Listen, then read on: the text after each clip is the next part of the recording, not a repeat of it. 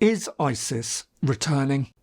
Just as the world thought it had moved on from one of the most brutal insurgencies in recent history, ISIS, the so-called Islamic State, may be preparing to make a comeback.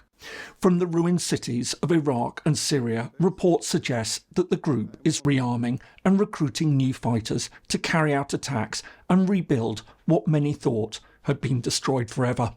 So, just how did the group emerge? How was it seemingly defeated? And could it, in fact, be about to return?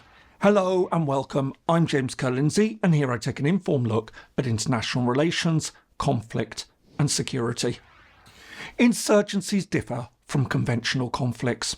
Unlike regular armies, insurgent groups don't typically fight open battles or maintain clear front lines. And even when defeated, they frequently continue to operate in unconventional ways. While some groups are eventually crushed, others don't disappear completely. They bide their time, waiting for opportune moments to exploit new political vacuums and social divisions. Islamic State, also known as ISIS, IS, or Daesh, is a prime example. Although its so-called caliphate was dismantled and its leadership destroyed, its ideology, networks and deep regional roots were never fully eradicated. Amidst the turbulence of Syria and Iraq, there are now concerns that it's regaining strength once again. To understand the danger posed by the group, we need to revisit the time when ISIS was at its strongest.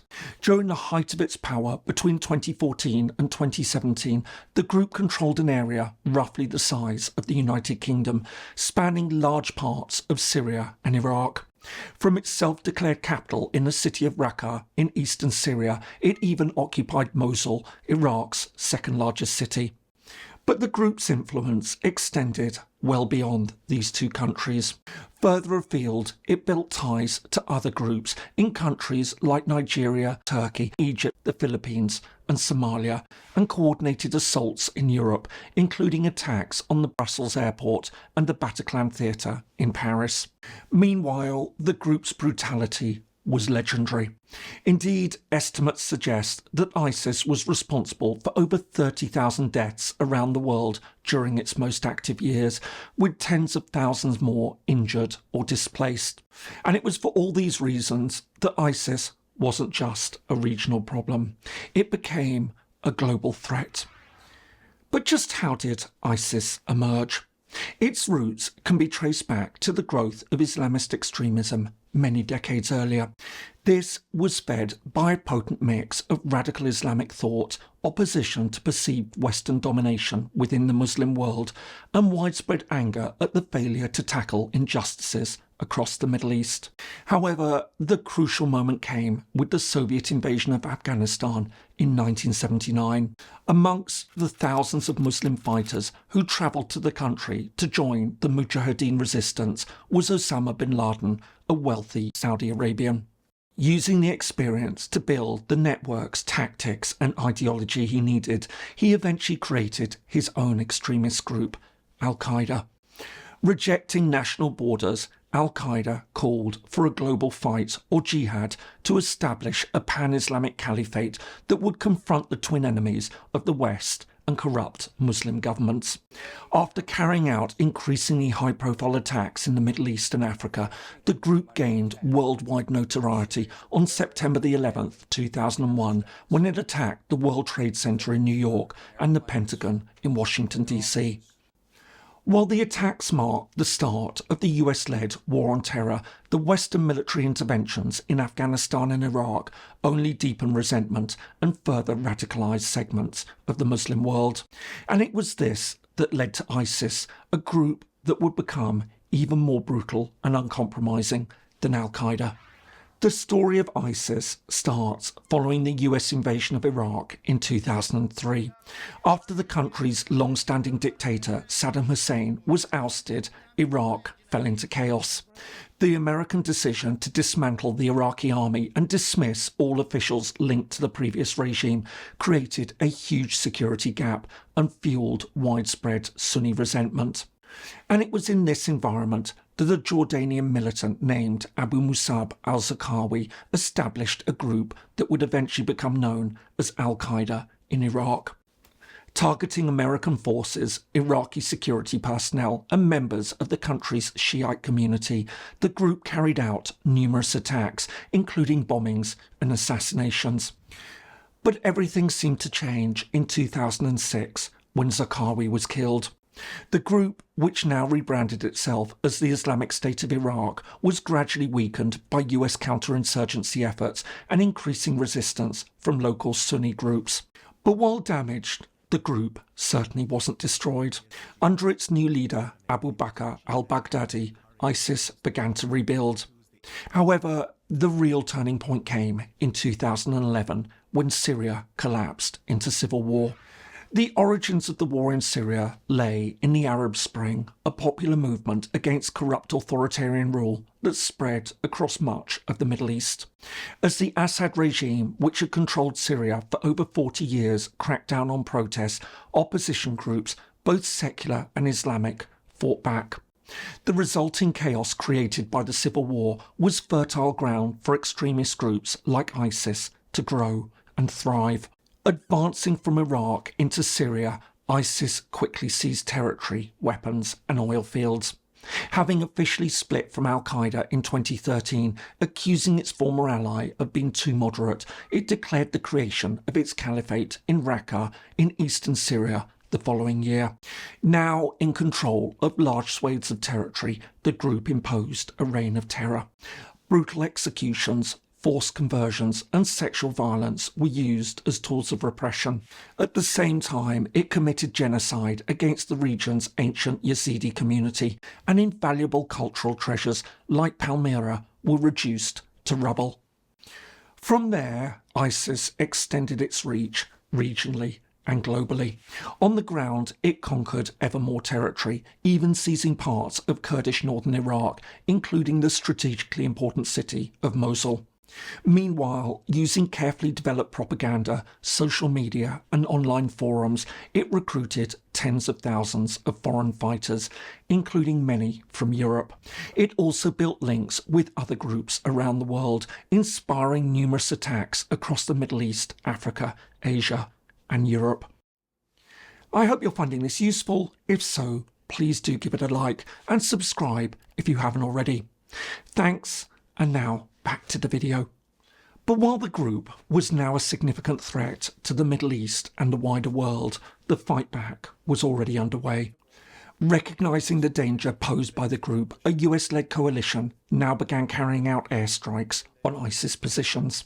They also provided support to local partners such as the Iraqi army and the Syrian Democratic Forces based in the Kurdish-held areas of northeast Syria. Over the next few years, these efforts succeeded in pushing ISIS back. In July 2017, Mosul was retaken, and soon afterwards, Raqqa finally fell. And by March 2019, the group's last stronghold in eastern Syria was overrun. But while the so-called caliphate was now destroyed and many of its fighters and their families were rounded up and put in prison camps, remnants of the group dispersed into remote areas, going underground and shifting back to insurgency tactics. And it's this that's fueled the fears that the group is now returning. So, is ISIS now making a comeback? The signs certainly point in that direction. Although the Syrian civil war effectively came to an end in December 2024 when the Assad regime was ousted and a new administration took its place, large parts of Syria remain lawless. As a result, reports indicate that ISIS is reorganising. As well as reactivating its cells and increasing recruitment, it's also redistributing weapons in both Syria and Iraq. And evidence suggests that it's now a growing force. Although its strength is far lower than at its peak a decade ago, estimates nevertheless point to the fact that there are now between 1,500 and 3,000 fighters active in the region. In eastern Syria, ISIS cells have been gaining momentum. After carrying out almost 500 attacks in 2024, leading to hundreds of deaths, it's become steadily more active across Syria's desert areas and even in cities. For example, in May 2025, ISIS claimed responsibility for 2 bombings against Syrian forces in the south of the country, the first since Assad's fall. However, the threat came to international attention in late June when an attack targeted a Greek Orthodox church in the capital, Damascus, killing at least 25 and injuring 60, an attack that the government blamed on ISIS. And looking ahead, there are fears that things will get worse. As US troops withdraw from northeast Syria, Kurdish leaders have warned that this will embolden ISIS.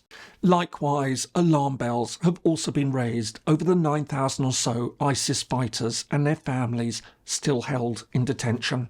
Overcrowding and poor conditions make them fertile ground for radicalisation, and there's always the danger of prison breaks. But in addition to what's happening in Syria, there are also concerns that the group is gaining strength elsewhere. Over in Iraq, the group also continues its insurgency. Although it no longer controls territory, it stages regular small-scale attacks, particularly in rural areas, all of which resulted in hundreds of deaths in 2024. More to the point, security services report a rise in activity this year. While US and Iraqi forces still carry out joint operations to stop the group from regaining momentum, observers warn that poor governance and regional instability have created ideal conditions for ISIS to exploit. While it's too soon to call it a complete resurgence, it's clear that the group remains a threat.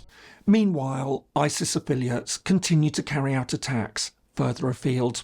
ISIS-linked insurgent groups have intensified their operations across Africa. For example, in the Sahel and West Africa, ISIS Great Sahara and related factions have carried out deadly attacks on a Nigerian army base, a mosque in Niger, and military outposts in Somalia. There have also been attacks by ISIS-connected militants in Mozambique, and Morocco has announced that it uncovered an active ISIS cell with links to the Islamic State in Libya. Elsewhere, the ISIS Khorasan branch has been active in Russia. In addition to the Crocus City concert hall attack near Moscow in March 2024, Russian security forces have thwarted IS plots in the North Caucasus. Furthermore, the group has also issued calls for lone wolf attacks in the United States and Europe. Ultimately, the conditions that gave rise to ISIS in the first place haven't gone away. Weak states, deep religious divides, conflict, mass displacement and poverty all feed the group. More to the point, ISIS was never just about territory. It was also an idea, and that idea remains very much alive. While many may have thought that the fall of Raqqa marked the end of the group, like many other insurgencies, it's proving more resilient than it appears. Indeed, history shows that insurgencies rarely die quickly, let alone entirely. And it's for all these reasons that ISIS remains a very real threat, not just for the Middle East, but for the wider world. I hope you found that useful. If so, here are some more videos for you. Thanks so much for watching, and see you in the next one.